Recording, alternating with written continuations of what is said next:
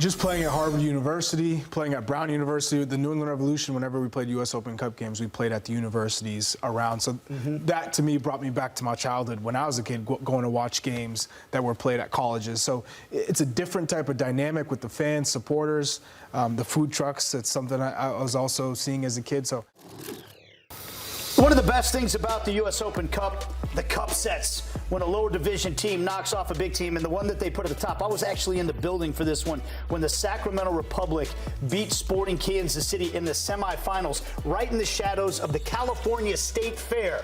And it was a jam-packed place. They went to the finals, did Sacramento, and lost to Orlando City in that one, guys. But Michigan Bucks with the win over the Chicago Fire in 2012, Rochester over the Colorado Rapids in 1999, and in 1997, the San Francisco Bay Seals defeating the Kansas City Wizards by a score of 2-1. So we're going to have some more cup sets this time around. We know that. There's going to be all kinds of unforgettable moments and memories in this tournament. We're going to check in once again with our buddy Jimmy Conrad, who won this cup on his best memory of the U.S. Open Cup.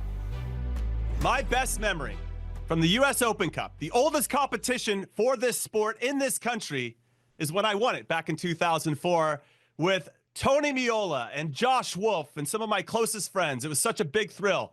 But the best part of this whole thing, not only beating the Chicago Fire and my pal Jesse Marsh, that's fun too, but Lamar Hunt had just put his name on the trophy, right? It's now known as the Lamar Hunt U.S. Open Cup trophy. He's still alive. He owns the team. And when we win it at Arrowhead Stadium, he comes down the stands and he's looking to give hugs to everybody. And he gave me a really awesome hug, a long one from Lamar Hunt. And he was so thrilled that we won the trophy for him and with his name on it. And I'll never forget that. And then, of course, the best part about winning something is that they can never take it away from you. And I'll forever be known as an Open Cup champion. And that means a great deal to me because of what this competition means for the sport and how long it's been around. And also, if anybody gives me a hard time, I can always say, but are you an Open Cup champion? They cannot, but I can. And that's why I love it. I love this competition, and I'm glad that it's getting the shine it deserves on CBS. So Jimmy's doing a little gatekeeping. Are you an Open Cup champion? I guess you are. I mean, like Jimmy said it 10 times that he's an Open Cup champion. I understand. If I had Tony Meola behind me telling me everywhere to go, too, I would probably win a lot of things, too. Or yelling at you. So he's telling Jimmy, move step left, step right. He's like, I had Tony behind me, I had Josh Wolf in front of me, I had all these players. We didn't have that. Who'd you have? Louis Robles? Yeah, we had Robles, yeah. He's shade at Louis right now, by the way. No, Robles was good. Robles was good. I love Robles. Let's go back to the positivity, though. What about your biggest memory? Winning the thing or anything else that stands out to you? No, winning it, right? You always want to win, but the fact that Jimmy said it, Lamar Hunt's name was on the trophy, right? We're playing for a club that he owns. We're playing for a club that he's trying to build and a sport that he's trying to build. It meant a lot. And if you can remember back in 2004, look, we have a vision of Kansas City. You do, right? Because you live there. You've seen this thing grow over the years. Part of that growth is the fact that we put some trophies in the cabinet, right? And it was step by step to teach the community about the sport, right? So it was relatively new at the time. MLS had been only 8 years old at that point, if my math is right, and we didn't know a lot about the Cup. And this is why nights like this that we get to cover it is so special for us, right? Because we all have memories of the Cup. You know, the New York Red Bulls made it to the final 2017, lost in Kansas City. And I remember seeing Sasha Kljestan in tears after that game because trying to win it for that club, winning a cup, is still a major goal. And this is one of those things. And we don't know that all the competition or all the clubs take it as seriously as others, but when you get that deep, it matters a lot. And that's a great point. Like today, it's still, the early rounds, right? And we're like, talking about the food trucks in the background and the high school fields and everything else and all the storylines. But at the end of the day, as this tournament goes on, it gets way more serious, way more official. We're talking about adding cameras to this thing. The coverage that they're bringing to it now, as the tournament goes on, it's going to get way more serious. Guys are going to want to win it. And yeah, guys like Sasha, who, by the way, played in the Champions League, right?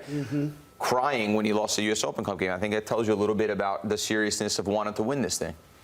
Charlie, you got any big memories just from watching it, being a part of anything like that that stands out to you?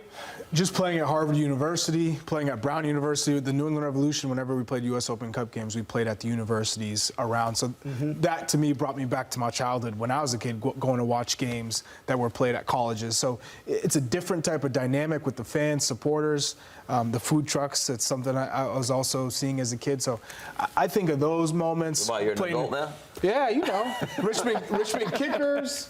You know, there's some good memories of U.S. Open Cup, but some real good battles. And Sasha loves to cry after matches. It's something we've seen him do often. Well, this time he got thrown out. You know, he just got a red card when his team got bounced this time around. But I will say this, like even going back to Kansas City, I remember taking my nephew to watch the Kansas City Wizards play at Blue Valley North High School against the New England Revolution in a U.S. Open Cup game. It's come a long way. I mean, when you talk about it in that standpoint, because then I also remember being there at the stadium, sold-out crowd, Children's Mercy Park with 21,000 people there to watch a Cup final. So this thing grows. It needs to continue to grow, but right, as we talk about that history. To your point, I think it's great when professional teams who play in these big stadiums can go to these smaller stadiums. Yeah. Because think about ticket prices.